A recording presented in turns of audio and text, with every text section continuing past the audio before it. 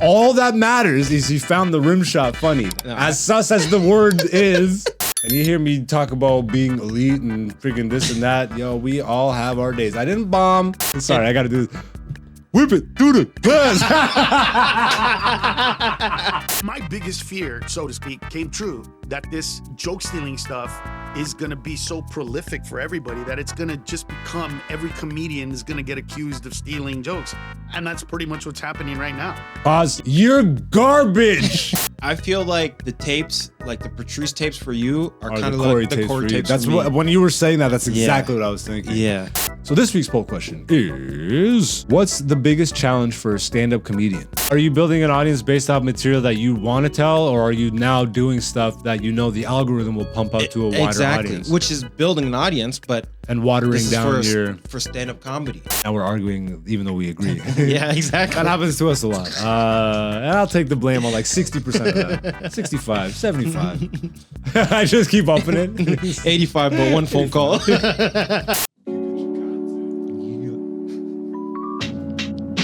yo, it's Black Zeus, the podcast season 5. Welcome to the show where we talk about life, talk about the come up, and sometimes we fight. But in the end, it ain't a thing, cause we ain't trying to be right. We're just old new niggas with another podcast. It's season 5, episode 36. We doing take 2 up in this bitch. Mother, I'm not trying to swear right now, cause the algorithm with me is going bam, boom, bow. No swearing. No swearing this week. Mr. Algorithm. This is Mr. Scientist. Boom, boom, boom, boom, boom, boom, boom. Grrr. We doing take 2. We up in the stew, and it's me and you. What's going on, beautiful people? Welcome back to another episode of Black Zeus, the podcast, season 5, episode 36, take 2. Way more energy than the first one. Let me give you a preview of how we originally did this. Yeah, so this is gonna be welcome to the show. P.O.P. holding it down, legally blind. That's essentially how the first, and then the computer crashed, and then we lost about 25 to 30 minutes of good. But you know what we can do? We can make it great. That's what we can do here. Make America great again on the podcast. All right, it's immediately worse. I apologize. Oh, damn, I can't breathe. How you doing, beautiful people? If you're not subscribed yet, you ain't a beautiful person. Sorry to break it to you. We appreciate you watching this far if you are. But yeah, why don't you hit the subscribe button? P.O.P. holding it down. Yeah, do the thing. Hit the subscribe, leave a comment, hit the like button, help us fight Mr. Algorithm. We're doing it every day. And it's not getting easier, that's for damn sure. I'm up here not swearing. Easier for some than others. He's not even on camera yet. But it was, he knows who he is that swore, and it wasn't me, even though you all think it was me. It wasn't me, you mother. What's going on, beautiful people? We have had a blessed week, and yeah, you would think doing take 2, I would have remembered to bring my phone so I could promote my shows at least this time. But you know what I'm gonna say this time? I'm in London, I'm in Toronto, I'm in the Hamilton area, I'm in the Southern Ontario region. If you're trying to watch some stand-up comedy and you want to see me or the boy Dante, hit us up online. We promote all their stuff. I'm AKA Black Zeus. He's Person 1 Prod. Yeah, follow your boy. Yeah, might as well just get into the show, ladies and gentlemen. By the way, if you can't see me live, just go support live comedy wherever you are, because you don't even know the level of talent that's out there in your neighborhood, ready to blow up, but can't do it yet because you're not in the audience supporting. Go support live comedy. Go support live art wherever you are, especially in these days. Find the real stuff, seek it out, and support it as much as you can. Stop scrolling your life away. Anyways, we're done with that. Let's get the show on the road. Bring in the best producer in the game, ladies and gentlemen. You know who he is. You know what he does. You know what we do here. We talk comedy. We does not compute. Dante's in the studio. I'm legally blind. I cannot see. P.O.P. holding it down. How you living, bro? Blessed and highly favored. Take two. It's so I like that shirt, the Dominica shirt. Where'd Yeah. you get it from? I got it from my grandfather.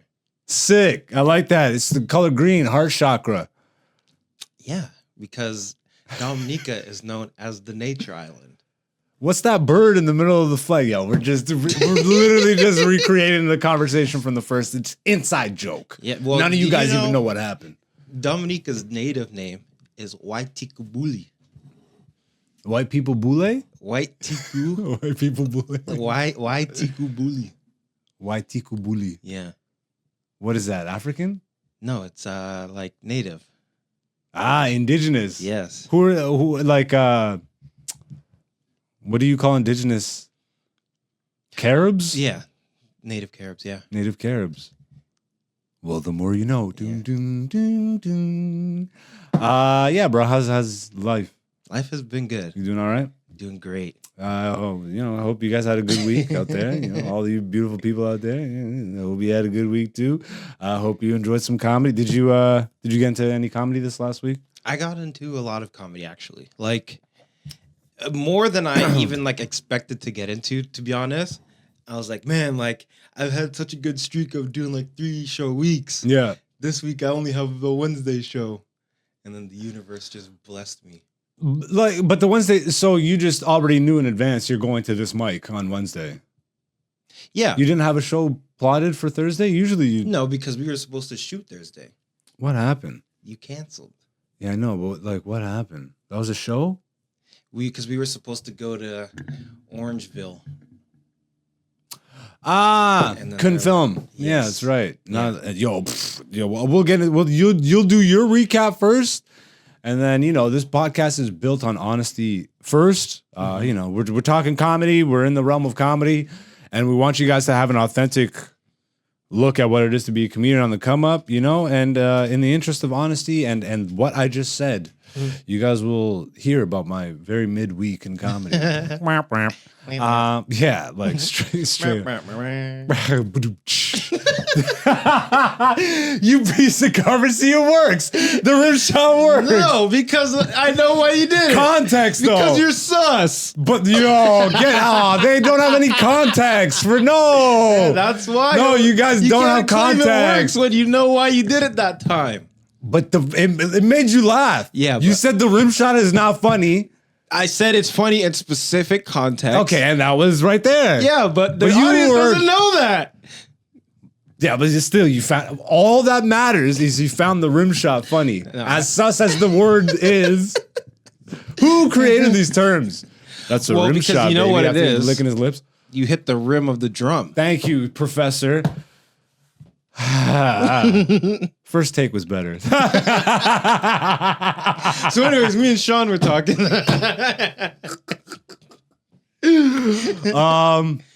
But yeah, so you had expectations. Like, do you set expectations for the week, or you kind of? Right now, my main expectation is to be consistent.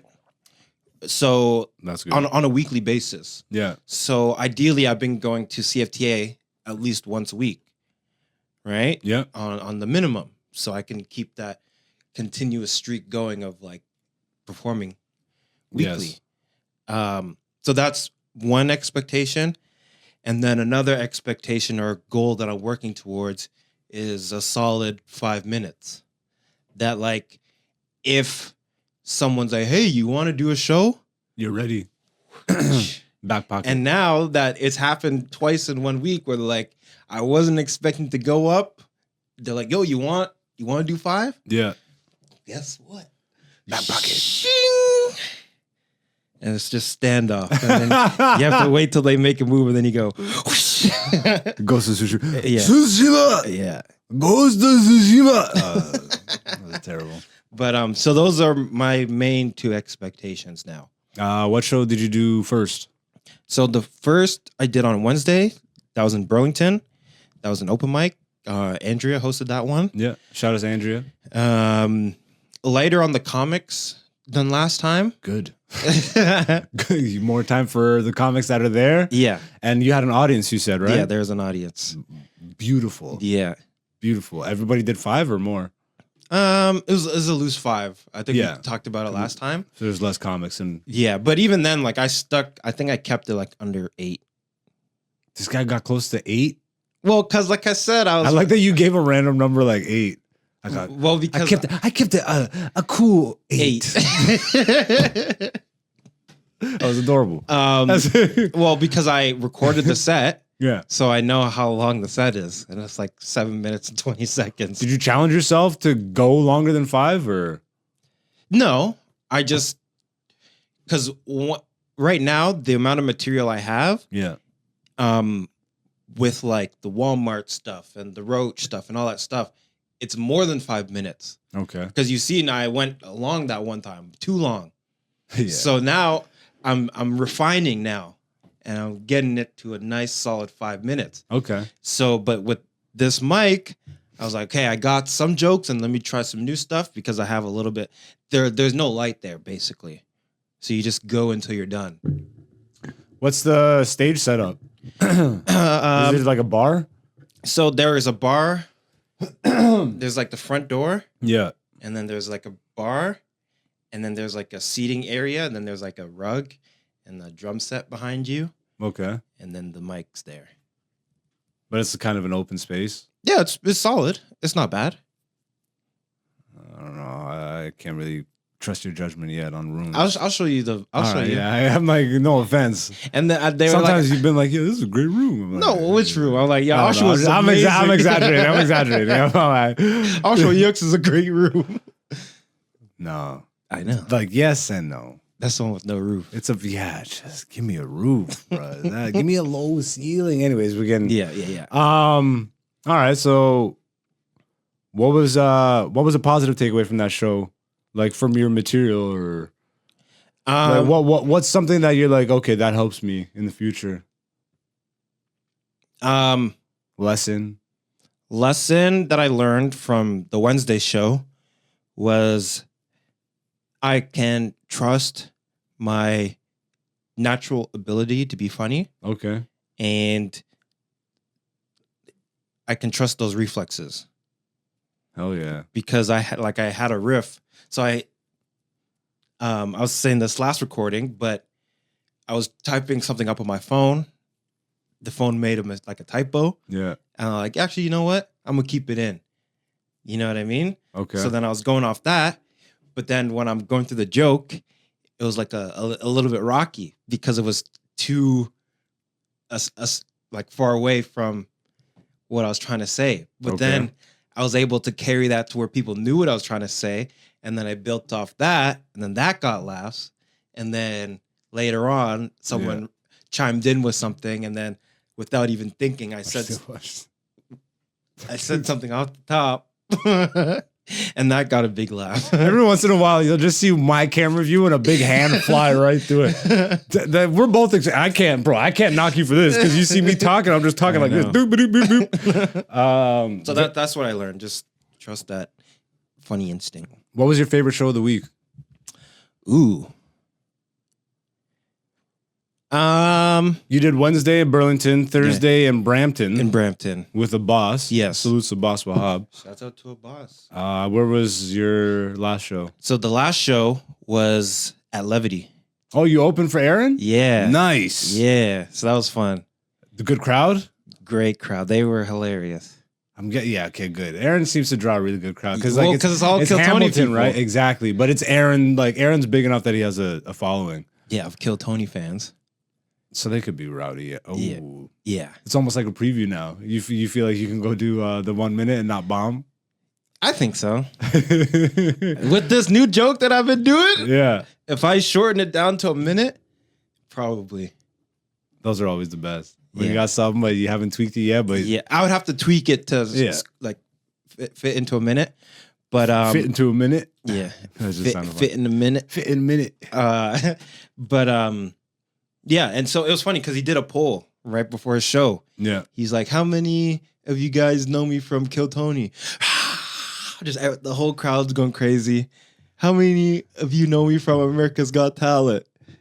Woo! Like really? 3 people because he was on that, right? Yeah, I know. And then he's like, "Well, for you guys, you're in for something." Because he has Just to do like immediately clean. with a punch. Yeah, Yeah, of course. America's Got Talent is squeaky clean corporate America. exactly. But Aaron is a dirty kid. Dog, Like, he made someone cry. really? Yeah. Like sadness? Like they weren't like not happy tears?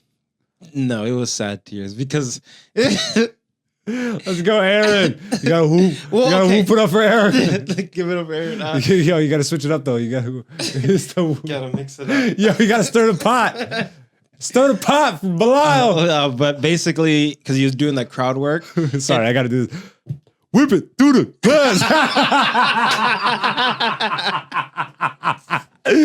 Yo, I don't care. Every time Red Band drops that, Yeah, I'm that's pleased, so bro. funny. I'm pleased every time. Whip it through the glass. Well, Sorry. can I just say one thing about that? Yeah. It pisses me off because they say it's the Migos every single time. Oh, true. Oh, fair enough. Yeah, they don't know what they're. I know, but they go this when we play this is supposed to be black. But then they call it the Migos and like, well, if you actually knew who it was. Okay, we need a whole episode to unpack how we actually think the Kill Tony universe feels about minorities. Yeah. No, you're right. I'm just gonna let you Save it for continue. the next Yeah, I'm just episode. gonna continue. Let's Shouts continue. out to OT Genesis, okay? Whip it through the glass. Yeah. So yeah, back to the Aaron Belial show. Yeah, so because he's handicapped, Yeah. like, Is that the word? he's handicapped. Are you gonna get canceled right now? No. On the podcast? We're That's watching not real time. They have handicap parking. Are you supposed to say handicap anymore? They don't have Negro I just parking. said it. Damn, no. I start disappearing. It's handy capable. No, it's No, they're incapable. No, they're more than capable.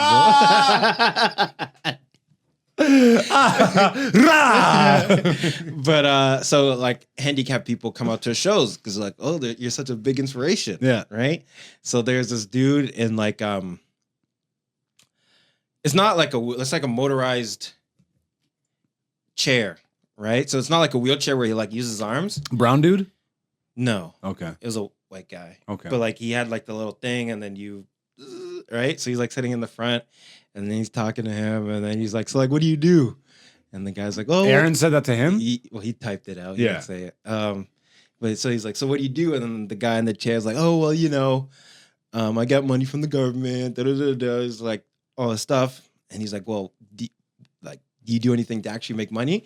He's like, "Well, you know, I'm an artist. I draw and stuff like that." And then Aaron's like, "So you're broke."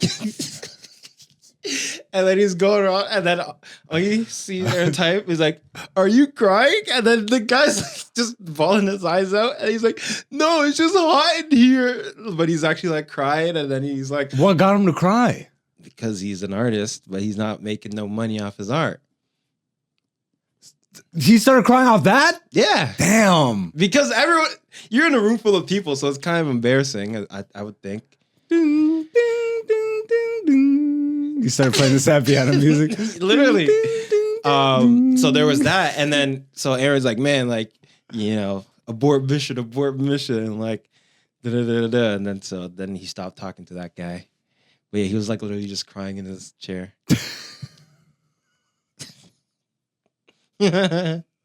Aaron's out here making people. Yeah. Oh my God. That's so funny. And he's That's not on Aaron though. Like, no, that guy. that's a funny, lighthearted joke. Yeah, and if you're an artist, you know that. No, but you know what it is? That guy is clear. Like you said it. He's clearly very sensitive about that. He's probably I know. He's probably been like pondering on that. Like I me know. with social media. All I need is for Aaron to be like, so you don't mess with social media? He started crying. Oh my goodness. Oh It man. was so funny. But that was a fun crowd to perform in front of, just because like you know, aside from that one dude, Yeah. they can actually take jokes Okay. because they're all Kill Tony people. So Most of they're them, racist. Well, I would have.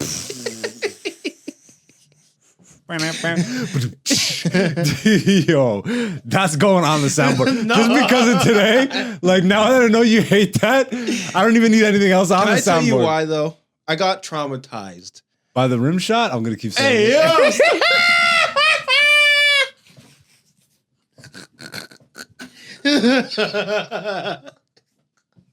You know what this calls for? Yeah. No, Yo, this episode is called Rimshot. Can you write that down for me, please? I refuse. Comedy rim shots. Oh no. Oh no. Oh, I need to blow my nose. That's it. Do I have any Kleenex here for myself? No, I don't. No, I don't. But why do you hate it? Okay. So in one of my early shows that I did, like stand up, Okay. there was a guy who was, first of all, it wasn't a stand-up show, right? Yeah. So it was like a music show, and I did stand-up on it.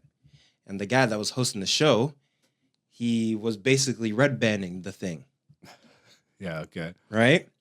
So because I was the only person doing stand-up, Yeah. I was the only person telling jokes. Oh no. And then I would... Oh no! I can Oh, see where this is no. going. I can see where this is going. Oh no, keep going. So I'm doing jokes, and then they land, but this guy's so thirsty for attention. He hits the brooch button. And then he would steal the laughs for himself. I'm Off like, every joke? majority of them. I love the delusion out there in the real world, man. Oh my goodness, as my friend Dante would say. Oh my goodness. Oh my goodness. So like I would do a joke and they would do like pretty well. Yeah. And then like a few seconds like into the laughter, and then people would start but it's like, bruh, you're about to perform. Yeah. Get that attention from when you perform. Don't steal it off the jokes that I'm doing, bruh. You know what I'm gonna start doing then? I don't know what that one's called. I don't know either. That one's called anal or something. What? Well, the other one's called a rim shot. They just went right to it. Oh, the anal shot?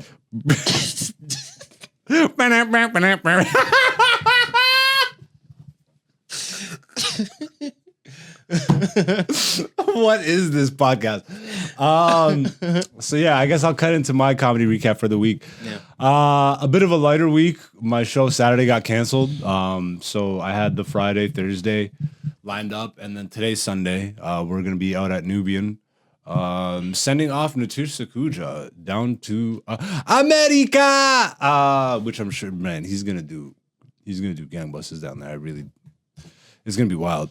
I'm excited to see what happens for him in the next few years because like the landscape in LA, Is that where he's going? yeah, and like he's got some nice situations lined up, bro. That it's Sweet. I'm just looking forward to see what he can manifest out of all that. But to my comedy week, and you hear me talk about being elite and freaking this and that, yo, we all have our days. I didn't bomb. I didn't have like, but if I'm going to critique myself honestly, and if I'm gonna call out the times where I have great sets, like a combination of, so the Thursday show, which is the one we were originally gonna do the recording at, but then I didn't even get my set because like you can record your set, but because like I had a whole vibe for the night, like we were gonna be documenting the whole, like, so that kind of flopped. And I either like the shows here are either really good or mid. Okay. Like it depends on who's in the crowd, and it's like a really swanky. Like it's the one that we were talking about last week, where it's like you go through, like you walk into a building that just looks like an old building, and then there's a bookshelf. You pull a book on the shelf, and all of a sudden you're in a swanky like cocktail lounge.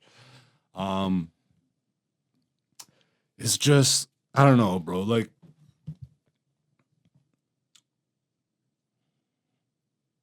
yo, it's just a lot of white suburbia, you know? And like, I think I just had two shows. Like I had two shows, and I'm still grateful for the shows. But like the show I just did recently, I don't even really want to mention because I'm not trying to dog them. They're like good for what they are, and I'm sure when the rooms are full, like it obviously it's always fire. But talking about setting up a room, like the Friday show that I did.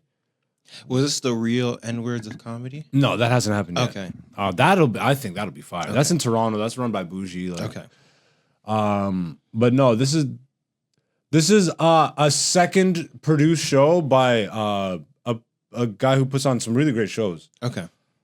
So they found another venue and they started to do like secondary night shows. Like they'll do Friday at this place, Saturday here. Yeah. And the Saturday shows are like the established one that we've been doing for years. So I thought initially I was going out to do that venue just on the Friday, but he's like, no, we have a different venue down the street. Got it. And it used to be an old club.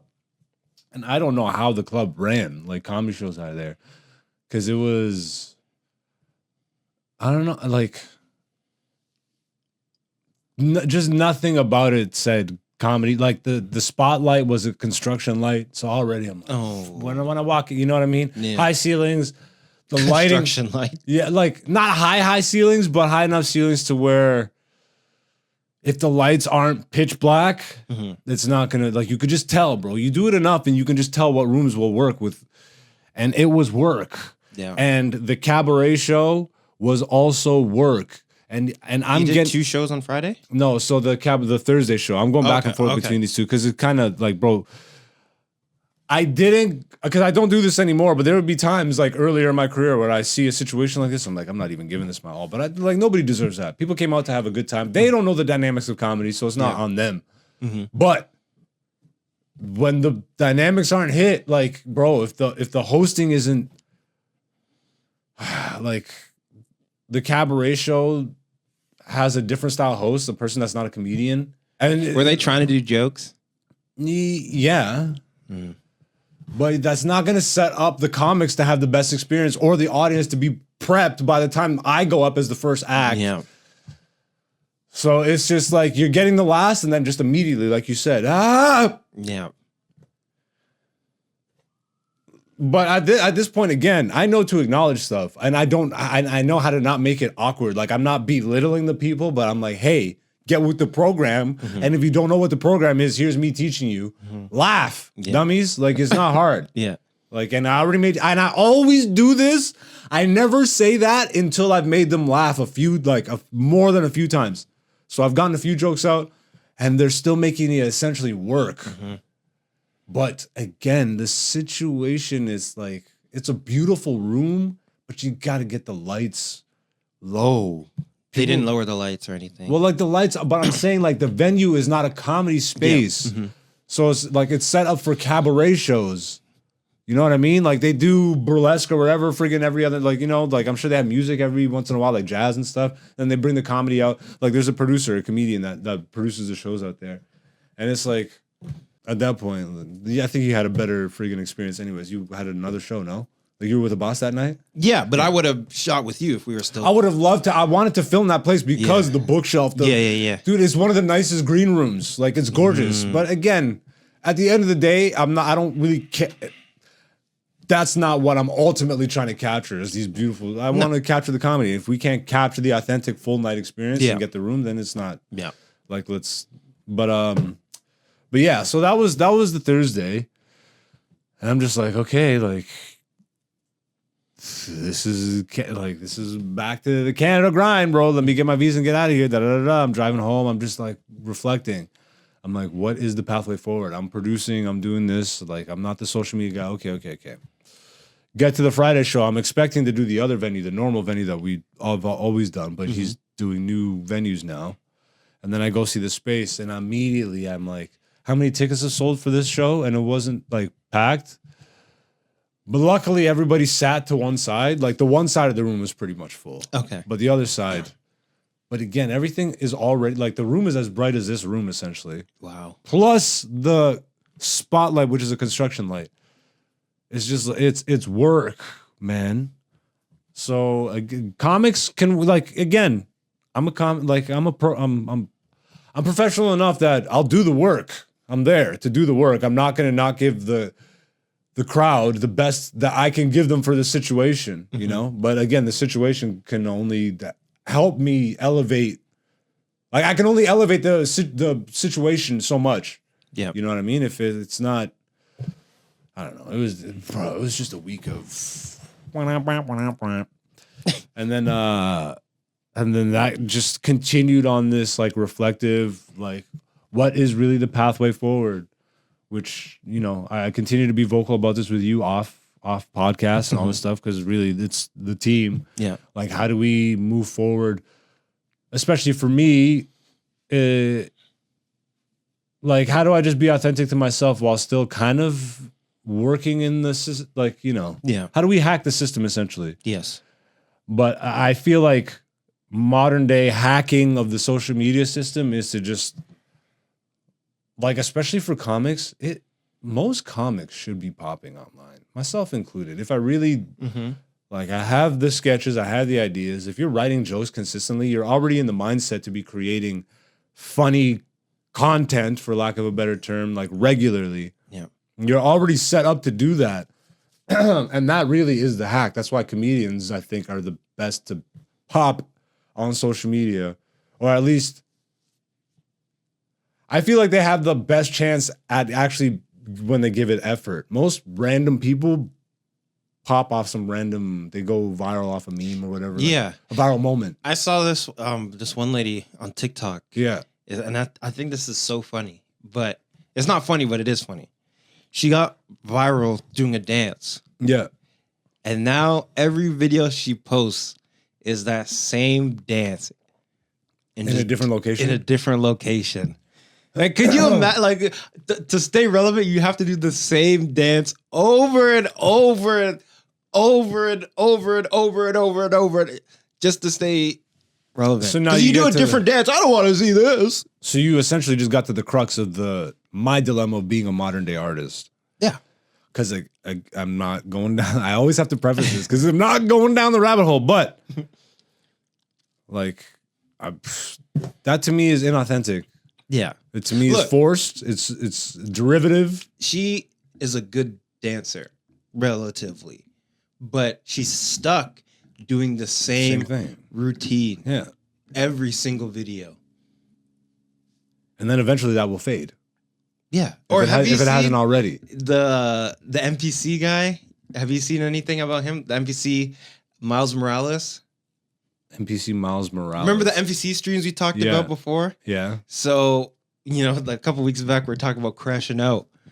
This dude. The black guy? Yeah. Oh, Spider-Man. This black Spider-Man. Yeah, I've seen that meme, yeah. But he's losing his followers because basically what's happening now is people get more entertainment from messing with him on stream than him actually doing the stream, because he always blows up in people's face when they troll him back, basically.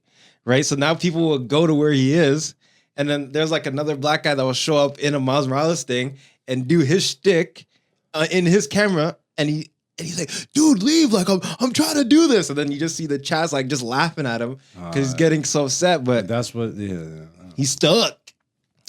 And so like it's easy for comedians to like come up, like that's what you see. It's like, oh, 1 million new ideas every week until one sticks. It's not difficult for a comic to do that because we're already in the mindset of creating jokes and all that stuff. But the people that have at least from what I've witnessed in my lifetime, the people with the most longevity, the people that, and I'm not saying this as if to say like this is what I'm trying to achieve, but like the most prolific ones, the best ones, usually are not the most, like the biggest spotlight guys. Like, could you give me an example? Chappelle. Oh, you're talking about comedy ones. When do you see him do like TMZ will catch him randomly smoking a cigarette? I thought you were talking about a longevity social media person. No, comedians. Yes, I'm talking comedians. Yeah. You know what I mean? And like again, that whole generation and anybody who that ilk, they didn't have to come up in this day and age. So they established themselves, and essentially social media already knows them. So other people are putting them on the platforms. Yes. But now to come up, Because you're competing with literally millions and billions. Everybody's on these things. Mm-hmm. And then it really does force you down, whether you are conscious about it or not. It forces you down certain avenues. And it's like, okay, I have a good idea. Like I want to do a dance video. I just want to do a couple. But now people are like, it's feeding my ego or it's making me feel good that people are like liking it and sharing it or whatever. Yeah. So here's me every day now doing that's like, I don't know. Again, not going down the rabbit hole. We'll continue to have these conversations off the podcast until something more meaningful comes about. Yeah. But yeah, that's this week's comedy recap. Let's continue down. Before we go too far away from this, though, there is a little bit of hypocritical news, bro, that we have to bring up. We do. Mr. Carlos Mencia, who is somehow still active in the comedy game. If you're not aware, Carlos Mencia is a comedian who was really famous in the 2000s, like the 2010s, I believe around there, mid 2000s to the 2010s. Had a show on Comedy Central, all this stuff. He became super famous. But what unfortunately was happening behind the scenes in the comedy world was this guy was a prolific joke thief. He would show up to multiple clubs all across the country. It was well documented. Many people had accused him. Many people had proven it. And then obviously Joe Rogan was probably the main or the biggest accuser vocally back in the day. So he kind of became associated with that whole Carlos Mencia thing. He's kind of the reason that Mencia got fully exposed and his show got taken away and all this stuff. What I didn't realize until we went on that Texas comedy road trip, when we went to Oklahoma and then we were at Comedy Brickworks or Bricktown Comedy. Yeah. And then I'm looking at the posters of people showing up. I see Corey Holcomb's here in a couple weeks. I saw Carlos Mencia. And I'm like, people still book this guy. Yeah. Like, that's insane to me. In the world of comedy, that he's been able to continually work after like very vehemently admitting and not caring. Yeah. He's like, yo, I'll take your joke, flip it, remix it, and make it a hit. And then just telling people's jokes verbatim. Yeah. So that guy just recently came out. And again, remember, the main accuser or the most vocal accuser back in the day that really got him taken down was Joe Rogan. So you got to imagine that he's kind of had some vendetta or something just lurking in the shadows against Joe. Carlos came out here on Vlad TV, of all places. Narc Central. Yeah. Friggin', we do not support Keep in Vlad. mind, you have to pay to go on his show. Ugh. Meaning Carlos paid to be there. Vlad is disgusting. His content is garbage. He is absolutely a fed. You can't tell me otherwise. Like what he is to hip hop, he's like the snitch police, bro. He's really good at making people snitch on themselves. It's really insane. But they snitched on themselves. He's just asking them questions. Yeah, it's an interview. Go away. Go away. But he went on there and he said that Joe Rogan was stealing Brendan Schaub of all people. He said, do you have the clip?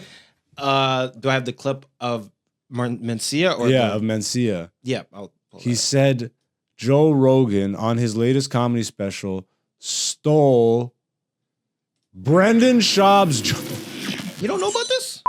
If you don't have the timestamp It's- closer, yeah. because I don't want to look at I didn't have face. the but I can. Let me pull up the other video This piece because of it cuts garbage. it. This guy cuts it in. sucks. Nobody support this man. I don't know who is. Like, he's super huge with a lot. Is he writing his own material? Like, I would love to really figure this out. Who is Carlos? Because you or could say Vlad? whatever you want about Joe. Like, bro, his comedy is womp, womp, womp. And his comedy special was but.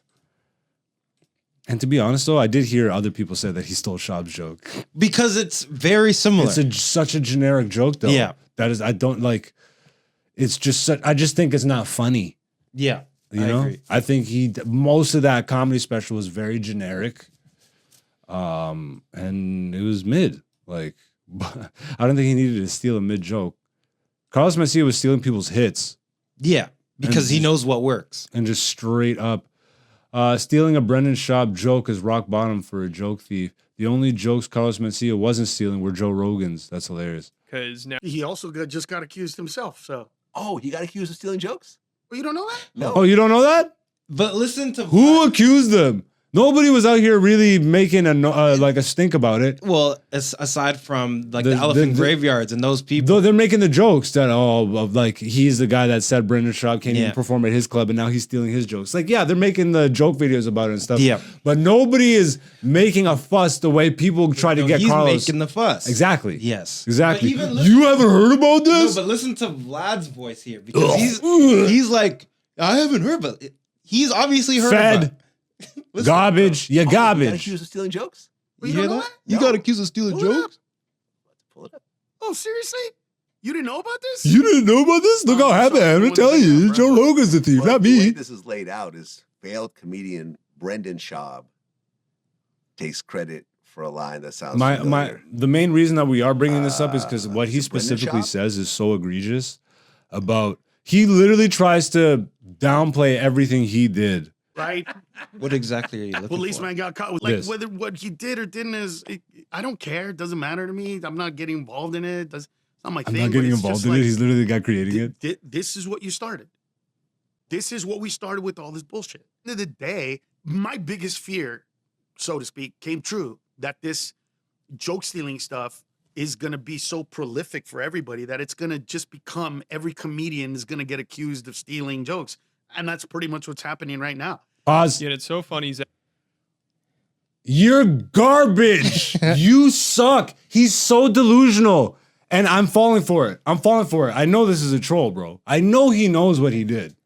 I'm falling for it, so I can't get emotional about this stuff. But like, what a piece of garbage. Yeah. As a comedian, as a human being, to still sit here. This is gaslighting at its ultimate peak.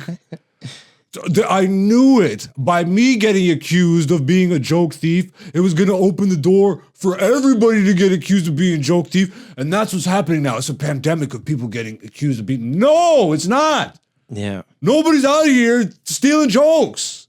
Some people are. Their name Carlos Mencia. That's all I got to say about it.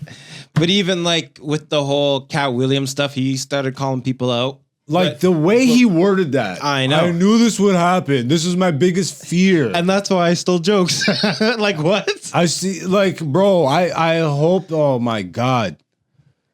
He shouldn't be allowed to perform. Like, who's booking him? I get, like, bro. The thing is, he has an audience. He still has an audience that's willing to pay.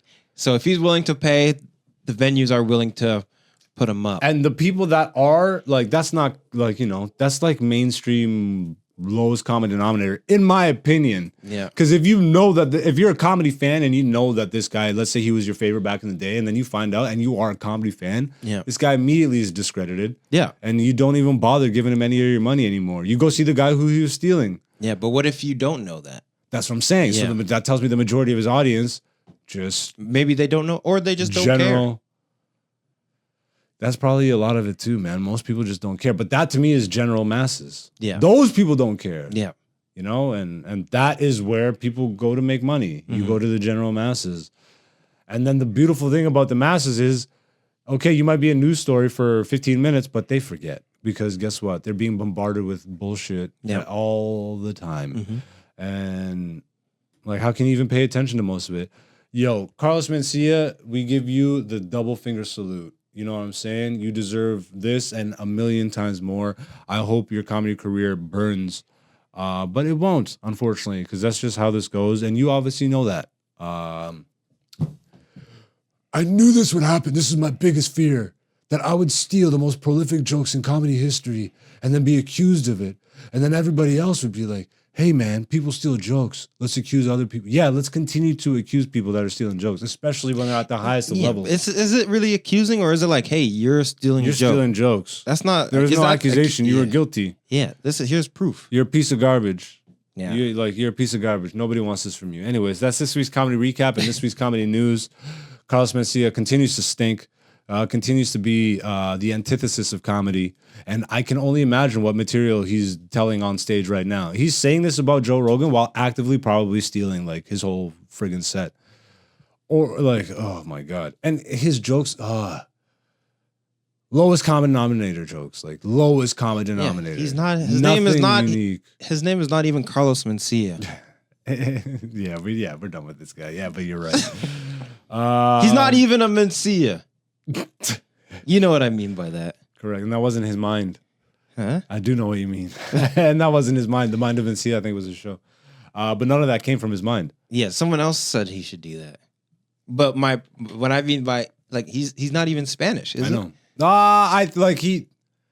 He was born or he has half. He's like half something. German or something like this. Like it's European I don't know. something. But Either he way. sure plays up the freaking. But yeah, let's continue on with another new segment on the show that we have started here called Are They Top 10, ladies and gentlemen. The last few weeks, myself and Dante have started an all-time top 10 comedy GOATs list. It was an empty list when we started. We have put 4 names into the list. This week, we will add 2 more until it becomes a top 10. So that's going to be 5 weeks total of adding names, 1 each. Once the list is solidified, then we will continue to bring each person only once a week. So like I do it 1 week, Dante does it the next week. We will bring 1 name to the table and see if they are worthy of knocking someone out from the 10. And we'll do tiebreakers, we'll do poll questions, and ask your guys' involvement throughout the process. But as of right now, the 4 comics that we have on the list. Do you remember or do you want me to read them? I do remember, but go ahead. Bernie Mac, Russell Peters, Cat Williams, George Carlin. All right. And if you've been watching the last few weeks, you obviously know who I'm going to say just by looking around the set today. So before we get there, who is your entry for this week? Man, I got to throw the boy in. I'm part of the chat room goons, Mr. 5150 Nation, Corey Holcomb, going into the top 10. 5150! 5150! Hey! Any particular reasons? Like, did you grow up watching Holcomb? I was watching him when I was younger. Interesting. Yeah. 'Cause I wasn't, like, I knew him in passing. I would see him on BET and I would see him on the Shaq All-Stars. Yeah. But I don't think I followed him until I got older, like until I got in comedy, and then I really started. Yeah. So what got you, like, what was the first thing you can remember of Holcomb?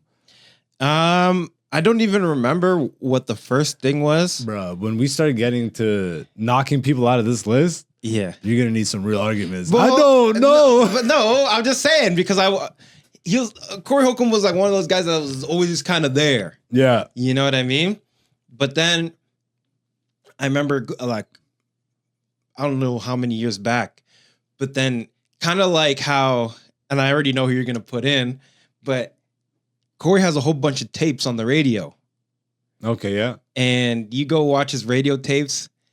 Hilarious. Like sets? No, like him, like radio appearance. Oh, okay. Okay, Just yeah. beefing with the host. Like just going back, saying the stuff that he would say on 5150. He talked like when people have him on like Chicago radio or whatever. Yeah. Just going in. You listen to a lot of those? Oh my goodness, they're so funny, bruh. That's so good. All right. All right. So I didn't know funny. he had tapes like that. Bruh, you have I'm gonna to have watch to them. like on my drives and stuff. Yeah, you have. We'll I'll put start- some on. Oh my god. I'll start pulling them up. He's so funny. Like, cause he's been on the radio for a long time. Yeah. 5150 Oh, was that's a radio over show. a decade. Yeah. 15 years, basically. Damn, bro. Yeah. Wow. I love the new set, bro. Like It's crazy, right? it looks fire. It looks sick. Yeah. So he's going in the top 10. Also because Comedy wise, though, comedy outside of wise, the tapes, so this, yeah. is what I was gonna say. Comedy wise, at least for me, the jokes that Corey would tell are those ones that people think of, but may be too afraid to say it. And Corey's like, no, I'm gonna say it. Thank you for not swearing. You know, he's gonna say it, and he's say what I gotta say. he's gonna say what he's gonna. God told me to tell you this. So that's why he's going in for me. All right, salutes to Corey Holcomb, currently in the top 10. See, like that, even though like between us, I would see that when we start getting to the knockout rounds, that's gonna be one I feel like you just created a space. Oh yeah, I feel well because we're talking all time, and we are personally talking ours. yeah. But we are trying to build a wider, like get some type of maybe this is what we do. We build out the list and we have 2 lists once it's populated. We have the one that's like just our debate, and then we have like the community one. That's 20 people, maybe No, separate. 2 different 2 different lists. Yeah. So different people would be on different lists. So that's more people. All right. We'll figure this out. We're still figuring this out as we go. Yeah. But obviously keeping in trend with the comics on the wall during the week are the ones that I'm putting into the top 10 for myself this week. I mean, he could have easily been day one, but I'm not really putting them in order of my favorites or anything like this. But Patrice O'Neal, absolutely, hands down, like legendary status for me. Whether you go to his stand-up, I mean, literally, like, there's names and faces I remember before I really was like aware of who they were in the comedy game. Mm-hmm.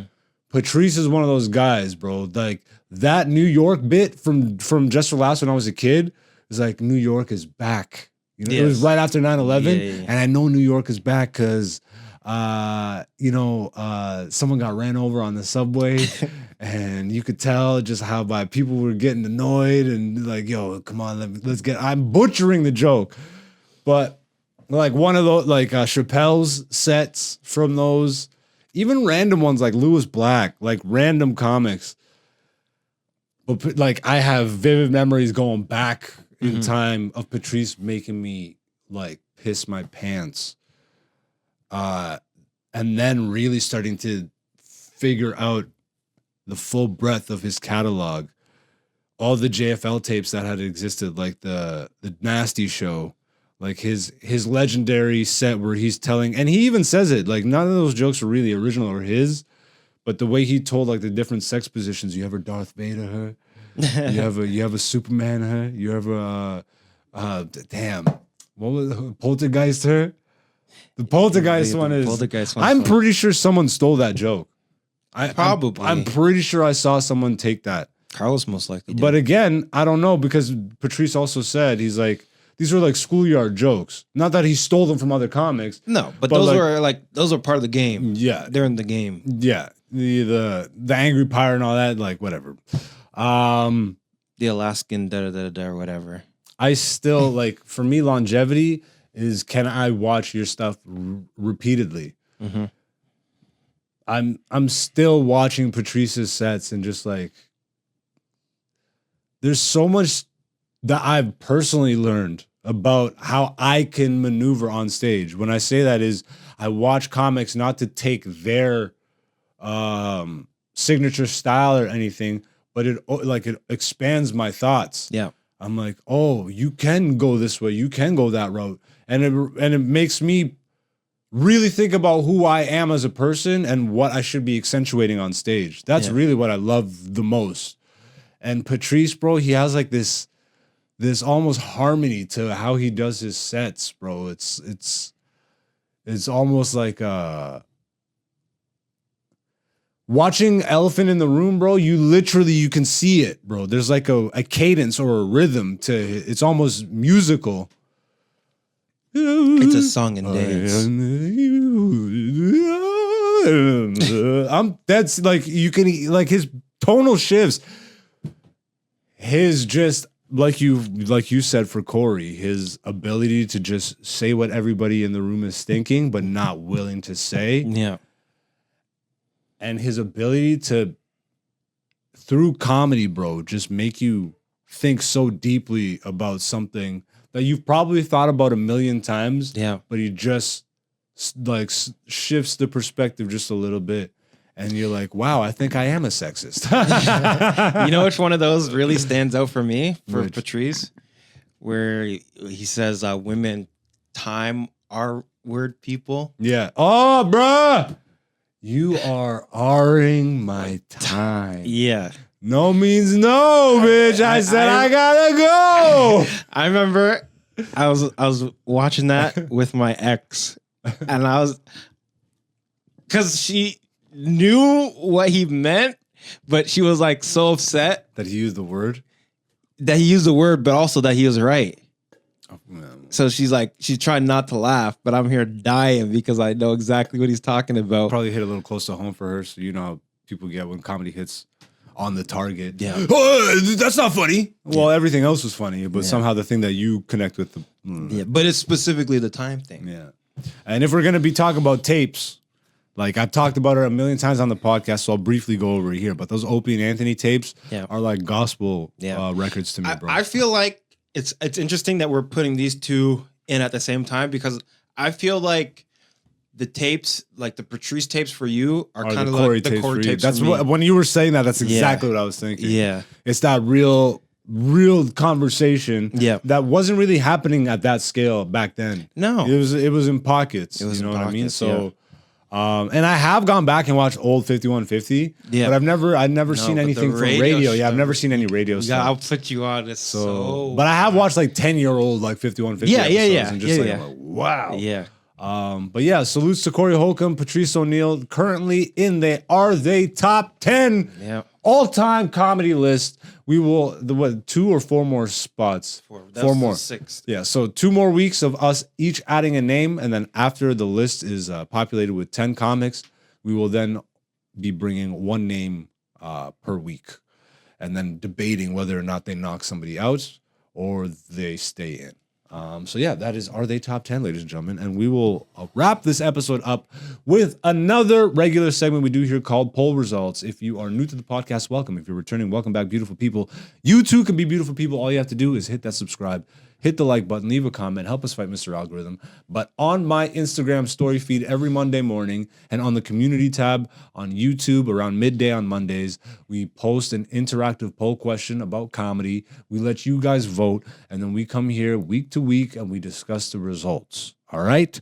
Very simple. If you want to get in on that, aka Black Zeus on Instagram, or right here is the place to be, YouTube community tab. Check back every Monday. We have the last week's poll video plus a new poll question. So this week's poll question is, what's the biggest challenge for a stand-up comedian? And the options were writing new material, performing live, handling hecklers, or building an audience. And before we get to the results, how did you vote on this one? I would think building an audience is probably the hardest thing to do. Yeah, I agree with that. Biggest challenge. Because like for this day. Yeah. Or like, maybe at all times. I think all times. Because, I mean, at least you should be writing new material regularly. You can't build an audience if you're not performing live. You know what, though, man? Like, you're around me, you're around other comics who are consistently writing, and you're seeing people do, but I know, but that's the majority of comics are not writing new material. I understand that, but they also don't have an audience, because then their audience will be like, "Hey, I saw this." So then, what do you tell them to put the focus on? Building an audience or actually having material? Who? That person. Hypothetical. That person. That What? So, like you just said, the person that is usually not writing new material, you're noticing, is also not really having a big audience. Yeah. So that person, what do you tell them to put the focus on? Writing new material or building an audience? Well, you should always be writing new material. So you tell them to put the focus on that. So then technically your answer for this question would be writing new material. No, because we're talking about what's the biggest challenge. That it's not a challenge to write new material. But yes, it is. We're talking about a person who doesn't. We're talking about a person who doesn't write new material. Yes. And you said they don't have big followings. So then, person. But if they have to I'm a comic focus, that doesn't perform live. I just record. I'm just an internet comedian. I don't actually. Yeah, but what's the most challenging part of it? I don't think writing new material is that easy. It's not easy, but it's not as hard as building an audience. No, that is. I still agree that is the hardest part. Handling over time. I mean, if you're talking to a new comic, they might even say handling hecklers. You know what I mean? Like if you're talking to someone, but like the longer you stay in it, like that becomes second nature. Yeah, I've seen hopefully people build an audience off handling hecklers. Yeah, I've seen that too.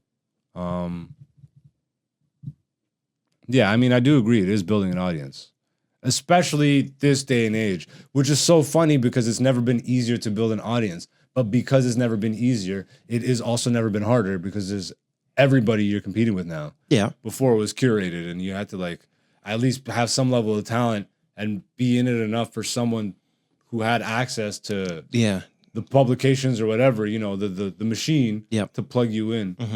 Now you can just create a machine in your basement. Yeah. And well, then I guess because doesn't that make it less challenging? Well, yeah, because if you wanted to, you could BS it and you could build a BS audience, but you still built an audience. It's still difficult though. Like, sure, you can BS it, but again, we can't downplay the fact that you're competing with 1 billion people. I know, but so like you still saying, have to. It's technically, it's easier to build an audience. But is it a comedy audience? Or are you just building a random audience? Is it an audience that's even going to come to your shows? Is it an audience? Yeah, are you building an audience based off material that you want to tell, or are you now doing stuff that you know the algorithm will pump out to a wider audience? Which is building an audience, but and watering down for stand-up comedy. Correct. Right? But it's still, so then that actually adds another layer of difficulty to building an audience, which is what you see me struggling with here. It's like, I'm not a dinosaur, but I don't. Kind of a dinosaur. Like, I'm just. Well, there's like dinosaurs, and then you're like woolly mammoth era. No, because I like technology, but I don't. No, but you forget that's when Atlantis was. So. Oh, hilarious! Oh, I see what you're saying there. Like, you're hilarious. Just in terms, of. Like, that's why I kind of switched route with the whole online villain and all that stuff. Because I am not trying to be interpreted as a guy who's, get off my lawn and this new age, newfangled technology and all that stuff. It's like, no, that's not it. It's the social engineering behind it that I don't agree with.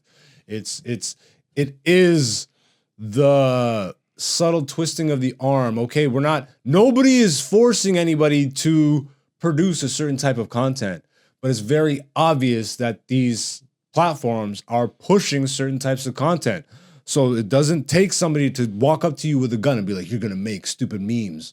But if you're trying to get wider audience and you see that the people that are getting wider audience are the ones making stupid memes, what does that tell you? I guess I got to make stupid memes. Or let me focus more time on trying to, which is what, like, you know, like, how do we, I'm like, bro, F that, man. Like, F that. So that to me, it's still, that layer is even harder now. Because I would say building an audience is one of the easiest things, had I actually, especially over the years now, with some of the sketch ideas that I've had and just randomly dropped here and there, but not been consistent with. God knows, had I been consistent with any of this stuff. And then people would be like, yo, you're the impression guy. Do an impression. And I'm out there trying to do my actual material, but like now I've catered, I need the audience. So I'm holding steadfast on building an audience. You too? Yeah. Okay. Because it's kind of sounded like you were going to material there for a second. No, I was switching. No, I was saying it's. You should. I'm saying ideally you should be writing new material, right? But like you're saying, there are people that don't.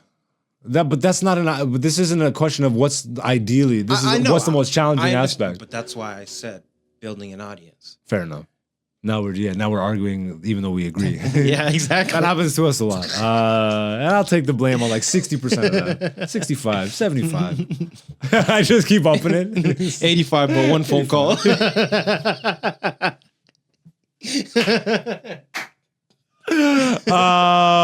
So once again, this week's poll question: what's the biggest challenge for a stand-up comedian? And the options were writing new material, performing live, handling hecklers, or building an audience. And the Instagram results were 27% writing material, 0 performing, 8% handling hecklers, 65% building an audience. People know, man, in this social media day and age, I'm glad people at least recognize that, okay, yeah, everybody has access, but it's because everybody has access that it's that much harder now. Everyone has access? No one has access. Bingo.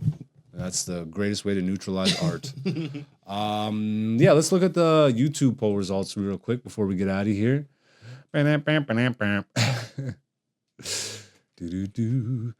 right. Once again, you can also vote every Monday on the community tab. Scroll down.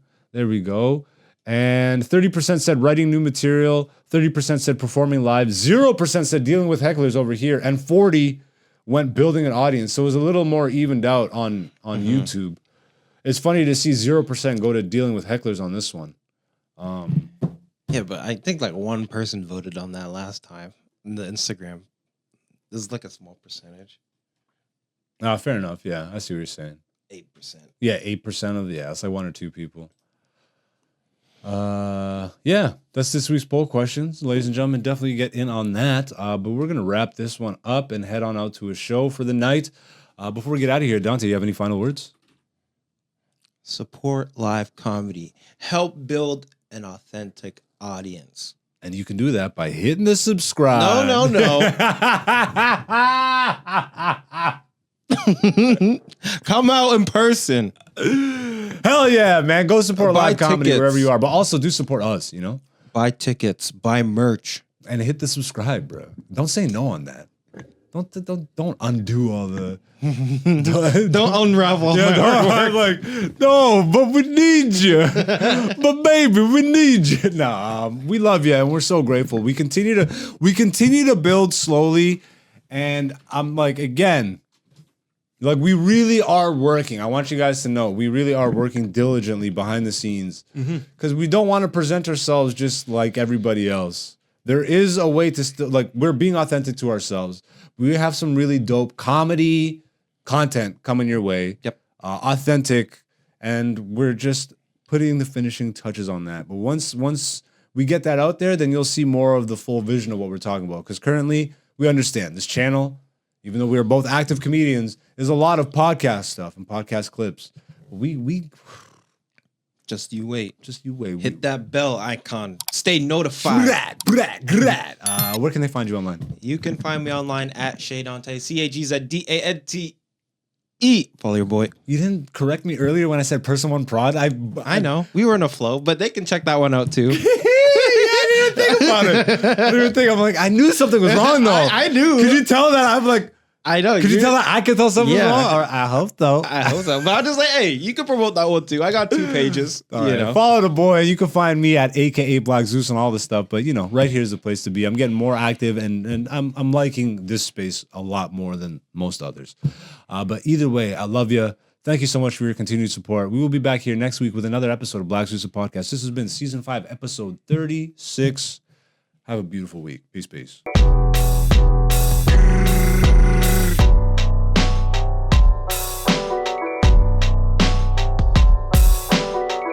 This is Black Zeus, the podcast, season 5. I love y'all. Thank you for supporting. Once again, the Patreon is launched. If you do want to watch my comedy special right now, you can do so. It's only $10, and you can get it as part of the subscription fee. So, like, if you subscribe to the Patreon, you can get it that way, or you can just buy it outright for $10 that way. Once again, for transparency, I will release the comedy special for free on the YouTube once we hit 1,000 subscribers. So you can also just hit the subscriber button and just do that. You can support that way, whichever way you want to support. I'm on TikTok, Instagram, Twitter, all that. I don't necessarily use it the way everybody else does, but I'm there if you want to find me. AKA Black Zeus is the person to find on those platforms.